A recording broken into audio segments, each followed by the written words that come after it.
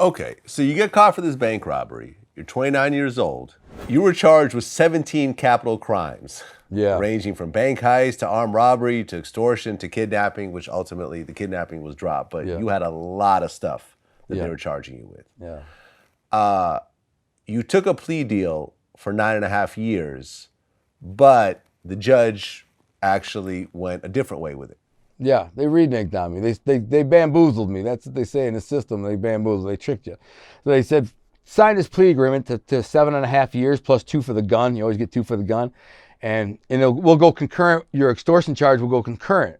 So meaning we'll run it all together. I said, okay, I signed the plea agreement. Everything's good. So what I didn't factor in is I went to the other county to get sentenced there. And then they gave me the 9.5 years. But the Oakland County, which is the dirtiest, slimiest county of all, they refigured my guidelines by taking the convictions from that I just pled guilty to like yesterday.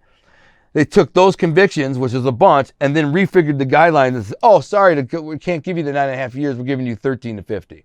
And they basically screwed me. Everybody screwed the judge, the lawyers, everybody. Okay, what was the extortion charge about? The extortion charge was simple. A guy owed a bunch of money, and I freaking told him he'd pay up or else. Basically, I wasn't even that big of a dick about it. That's the thing. It was they had me on the mic basically. They had wired, and I was just saying, listen, your son got into it with some bad people. I'm one of them. I said, you have to pay. You can't avoid this. I mean, I got guys parked out in front of your house. You're not gonna freaking lose me, you're not going to lose us. I know where you live, I know where you work, I'm saying all this stuff. But I was actually kind of being cool. So they're like, oh, well, we'll get the money, we'll have to cash in this and move that and sell that. I'm like, yeah, that's fine, we'll just get the freaking money. And the feds heard the whole freaking thing. And not the feds, it was a state. Oakland County. So, and they cooked me on it. So really, that's another bullcrap case because they gave me 13 to 50 for threatening somebody over the phone. 13 years for threatening somebody over the phone. Think about that. I can see if it's in real life, I got a knife to their throat and I'm saying, you're going to pay me or else. But if I'm on the freaking phone, Okay, so you took a plea deal of 9.5 years, but the judge turned it around and gave you 13 to 50 years. Yep. So here you are, 29 years old, thinking that, wow, I might not get out of prison until I'm 80. It's possible, yeah. Yeah, if you got the full 50. How did that feel, and basically potentially looking at dying in prison at 29 years old? How did that feel? Dude, you can't imagine how it feels. It feels horrible. It's life ending. It's devastating. Dude, prison, it's horrible. It's the worst thing imaginable. And you can't imagine how bad this is. And even someone like me who has a super-powered imagination, I write novels for a living, can't imagine how bad prison is. It's horrible. But I'm a man of faith. I believed God would keep me safe. I believed He would get me out of there. And I was actually, I really wasn't that deterred, man. To be perfectly honest with you, I ended up in the hole for 17 months. When I was fighting my case, I got in a fight in the county jail. I smashed this kid. He stole from me, so I caved his face in. So I go to the hole for 30 days. But when I'm in the hole, the cops start messing with me. And I ended up getting into it with the corrections officer, the deputies. And they jumped me. They maced me, they tasered me and jumped me, beat the shit out of me. While I was cuffed, of course. You know what I'm saying? And they would never do it on their own. So now they stuck me in the hole for 17 months. So I'm in the hole. Now I was in the hole for 17 months. I started to evaluate my life. Is it worth even living? Is it worth living? You know what I'm saying? I'm looking at all these years. Should I kill myself? I always told myself if I had more than 5 years, I'd just kill myself. I can't make it out of here. But then I don't know what it was, man. Something gave me hope. I don't know what it was. I started reading books. I'm a reader. I like to read. So I'm reading these books and I'm thinking to myself, these books are not that good, man. This is by John Grisham and Sidney Sheldon and whatever. These books aren't that good. I could write a better book. I can do better than that. So I sat down in my cell in 17 months and I laid on my bunk and I stared at the ceiling and I create these stories. I created 3 of my novels. The characters, the plot, the conflict, the resolution, all the details, kind of a montage, the beginning, middle, and end. There it is, this story, my first book called Second Chance, which is about these 2 high school football players that one goes to prison, one makes it to the NFL. And then the next story was was a rat's tale, which is called Rat's T-A-L-E tale, which is guy's 3 tours in Vietnam as a Marine. It was crazy. And then my next one was like a comedic drama called A Soldier Story. And then, so anyways, I started writing these stories in my head. So when I got to prison, they gave me hope, man. They gave me a lot of hope. I sat there and I as soon as I got to prison, I started writing like frantically, and I'm writing, and that's all I did. I got into these tablets of paper, and I'd sit there on my bunk while everybody was on the yard telling war stories and getting high and getting drunk and whatever. I'm in there just writing right away. And after I wrote and people would read the novels, they would read them. These are 1,000-page manuscripts. I'm giving them to people, and they're just like, what the frick? They're like, dude, this is the best book I've ever freaking read. Are you kidding me? I'm like, yeah, you think so? They're like, yeah, bro. I mean, I've been in prison for 20 years. I've read 10,000 books. That's all I do is read. I'd hand them the guys who read, readers, the guys I could see in the day room and stuff. They're always reading. Say, you want to read my book? Like, yeah, check it out. And they read it, and they go, what the frick? They come back, and every one is like, this is the best freaking book I ever read, bro. I've read 10,000 books. This is insane. I can't believe you wrote this. I'm like, thanks. So I started doing it. I was writing more, and then I got a typewriter. 3 years in, I got a typewriter, and started typing. I taught myself how to type. I didn't even know how to type. I just started typing, and I wrote another book, and another book, and another book, and another book, and another book, and I just kept writing, man. And my 7th book was called To Be a King. It's about a mafia family in Detroit. The main character's name is Omnio, which is a Latin term for king, and that's why the book's called To Be a King. So it was so big, I had to divide it into like 2 volumes because it was over 1,100 pages. So I made it into 2 500 and some page volumes, and which is good because it had a perfect halfway mark, but there's no major resolution in one, but much like The Godfather, you have a trilogy or something. And so that was the books that I published when I got out. My first 2 books were To Be a King, Volume 1 and 2. And they did really well. The people went crazy for them. People, they cracked the top 100 in the world within 3 days in organized crime. And at one point, they were number 3, listed at number 3. The Godfather was 1. Some other book by Sidney Sheldon was 2. And then my book was 3. And then The Godfather hardcover was number 4. So it was, I couldn't believe it. I'm listed next to The Godfather. Pretty crazy. Well, you ended up doing 13 years in prison? 13.3, yep. 13.3. So all your 30s were spent in whole a cage. 30s. I never saw a free day in my 30s. Not one day. Yeah. No, gone. I got out at 44 years old. What do you think was the worst part? What was the worst situation you went through during those 13 years? I mean, the worst situation, it's all horrible. It's the people that you're in. It's the people you're surrounded by, You're surrounded by bad people that have no conscience. You know what I'm saying? Bad people who will kill, who will rob, who steal. That's all they do. Most of them are scumbags and slimeballs. Most of them aren't that intelligent. Me, I have a very high IQ. My wife, worked for MIT. She works for a Wall Street company now. So, I like smart people. I like to be around smart people. There are not a lot of them in prison, a lot of smart people. That was the hardest part for me of prison, was being around all these lunatics and rejects and violent criminals. And see, dude, here's the thing, man. I told you some stories about how I was in the street. I told you some stories about, I was a fighter when I was young. I was a freaking, there's nothing I can tell you to describe what kind of freaking maniac I was in the street. I had no problem hurting somebody. I was always knocking somebody out, fighting. That was my MO. That's why they called me the Sandman. I hated bullies. That was my thing. And prison's full of bullies. I was the guy who'd see a guy in a nightclub because he did a bunch of steroids and he's got his chest puffed out and he's walking around like this. The kind of guy who would smack his own buddy in the back of the head just to make himself look cool in front of the girls.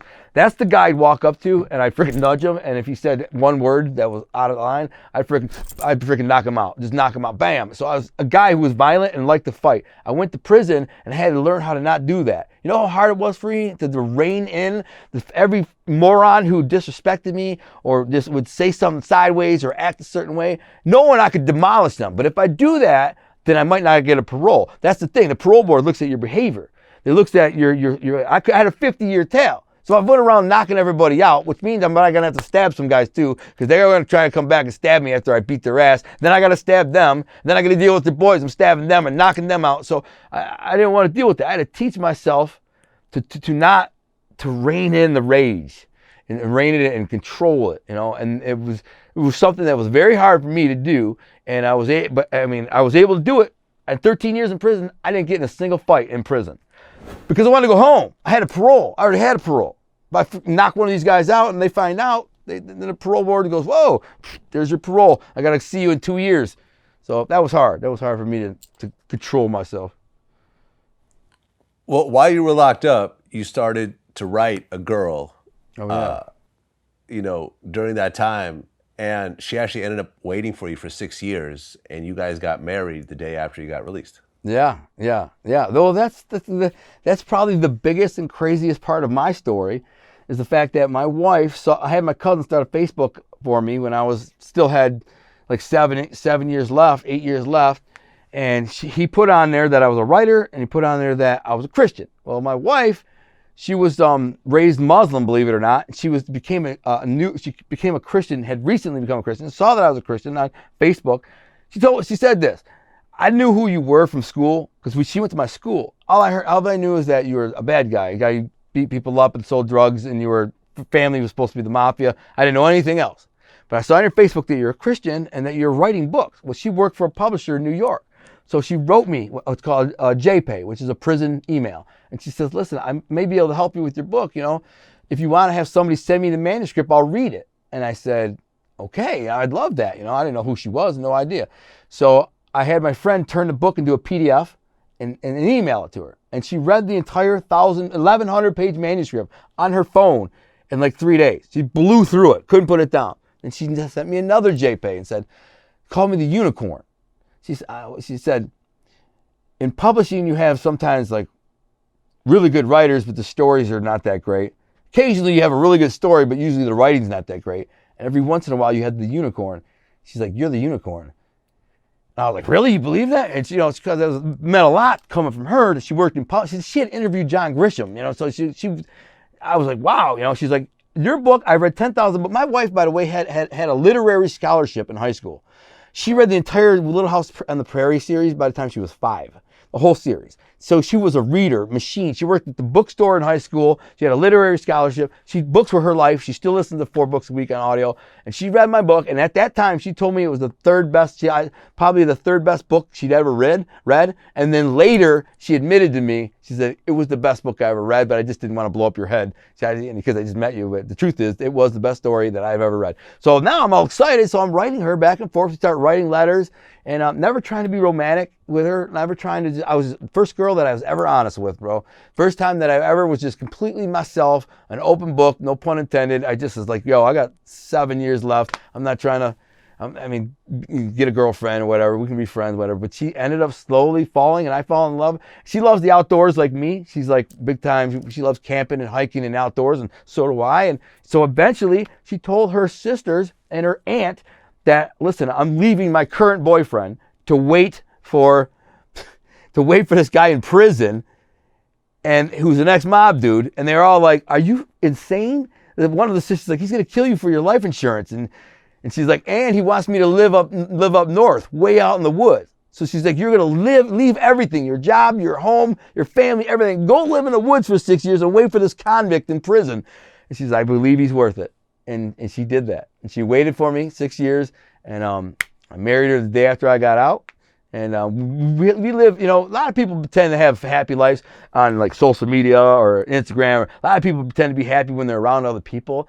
My wife and I are we're like that in real life all day. We're always laughing and joking and playing and having fun. She's a super smart girl. And she helps me with everything technologically because she's, advanced like that when I'm not. But she's a good girl, and she waited for me, man. It worked out. Well, Alan, a hell of a story. And the fact that you're actually out here right now, you're happily married, you're not in prison, you got up to 50 years. Yeah. And, there was a very high chance that you would have died in prison had you had to actually serve out that whole 50. And coming from the background that you come from with the violence and everything else like that, the fact that you actually made it through those 13 years without any fights, without messing up your chances to get out early is amazing. And it sounds like you've really taken possession of all of your past mistakes. You don't try to sugarcoat it. You don't try to play a victim. You know what you did wrong. You admit that you did wrong. It seems like you've turned your life around. You're now actually putting your energy into writing, as opposed to all the other craziness that you were doing before, man. And congratulations. Thank you, man. I also own Art Thing Apparel, which is which is probably, well, it's my biggest source of income is my apparel company, which you'll have to check out. I want to send you some stuff. The way we like, I'm wearing a tracksuit, and anyways, mine says Detroit on the back, right? But yours would say L.A. or whatever, you know. So we have this logo, and it's, you know, anyway, you know the term Cosa Nostra, yes? Okay, so in English it means our thing. So we have this kind of gangster line or whatever. But I'll send you. I got some L.A. hats. I got some L.A. hats. I'll hook you up, man. You want L.A., right?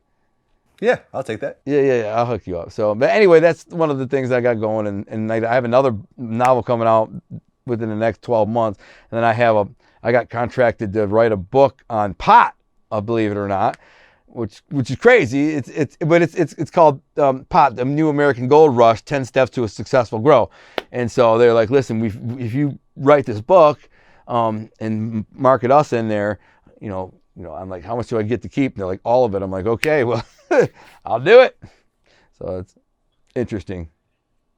That's what it is. Well, Alan Gunner Lindbloom, man, I appreciate you sharing your story. Wish you only the best, and, you know, congrats on turning your life around. Thank you, bro. You know, you have a story that, you know, you have the right to tell because you lived through it. Man, thanks, man. I appreciate you having me on. That's a big thing for me. So having me on and maybe getting my story out there. My inspiration is to really, man, like you said, share the story, let other people say that, man, listen, if a bad guy as bad as that guy was can turn his life around and now live a wholesome, quiet, good life as a writer, you know, an entrepreneur, and not even look back at that. And come on, anybody can change. Don't give me no excuses. I don't want to hear that you got out of prison and this, that, you had to go back to doing this and that. And I had a head start with my wife and stuff, but it doesn't matter, because if a guy like me who was the certified bad guy in the past, who had no conscience and the ability to hurt people on just like that and not even think twice, can turn it around, and now, like, I don't even hurt a spider, you know. I'm just anyone can change. That's I guess my moral of my whole story. And I agree, and that's where we're going to end it. Alan, until next time. All right, man. Thanks, brother.